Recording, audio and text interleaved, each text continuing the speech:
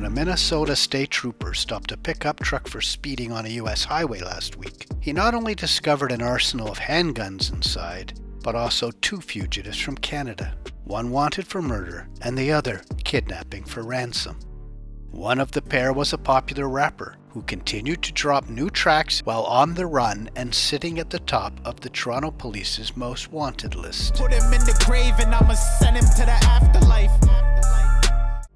The Mob Reporter here with news of a traffic stop that ended the run of a rapper whose fugitive status boosted his street cred in a city where the line between hip-hop crew and street gangs continues to blur. Dane Citladine is better known on the street and on playlists as Young Lava. He is a talented rapper. His popularity was growing when gun violence was causing havoc in the marginalized neighborhoods where many of Toronto's thriving hip-hop artists are living. Young Lava appeared in a short documentary in 2019 that drew rappers and artists from rival hoods to plead for an end to gun violence. I want to be remembered as somebody that left a good mark on them, not just a negative vibe. The documentary, by Mustafa the Poet, featured Toronto's very own Drake, a towering cultural figure around the world. It's a riveting work. I'll put a link to it in the description below.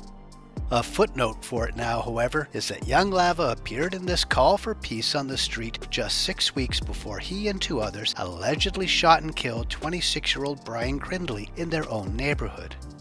1 month after this video for his song It's My Turn Freestyle was released, in which he is dressed in a balaclava and ballistic vest. On his own block, lava he hot like the stove top. I'm whipping up the pot on the stove top, then I let it off in the old block. This video also hit the streets. Good afternoon. As Allison has mentioned, I'm here to provide you with an update on Homicide 22 of 2019, the murder of Blaine Grindley.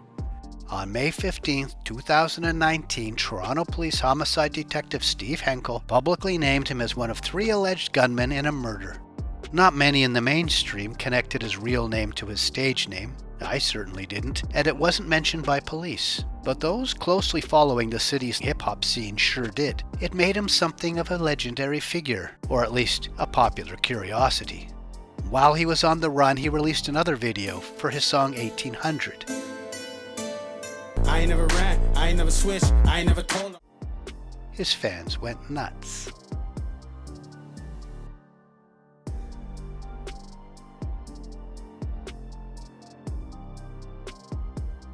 Few runners remain free forever, however, and Young Lava's freedom, at least for now, came to an end January 10th. Shortly after 10 p.m., a Minnesota state trooper driving east on Interstate 94, near Fergus Falls, passed a pickup truck heading in the opposite direction at a high rate of speed. He turned around, caught up, and pulled over the Chevrolet Silverado with Texas license plates. Both men inside showed fake identification, police said, but it didn't take too long for things to fall apart. The two men couldn't get their stories straight. The trooper said he smelled marijuana in the truck and asked the driver for permission to search it, according to a criminal complaint filed in court. The driver said he could look in the truck, but not in the bags. The cop opened the bag anyways and saw it was stuffed with guns, the trooper said. Officers found 67 guns and numerous ammunition magazines in 4 bags in the back, according to the cops. One was loaded with live ammunition. The two men were soon identified, and Citladine wasn't the only one wanted in Canada. Beside him in the truck was Muzamil Ado.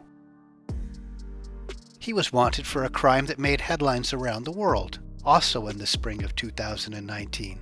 3 masked men grabbed a Chinese international student from the parking lot of his upmarket condo building north of Toronto. When he put up a fight, he was zapped with a stun gun and forced into a van. Ado was one of the men under these masks, police allege. While a huge search was underway for the student, a ransom demand was made, but the guy escaped 200 kilometers north. The victim was known for showing off his lavish lifestyle in social media, including his Lamborghini, Rolls-Royce, and Range Rover. When he was grabbed, he was wearing a $2,000 Gucci hoodie. Both Citladine and Ado were found to be Canadian citizens with no record of illegal border crossing. Under U.S. federal law, illegal aliens are not allowed to possess a firearm, so never mind any speeding ticket. Both of them now face U.S. federal charges, as well as Canadian authorities looking to extradite them back to Canada to face trial.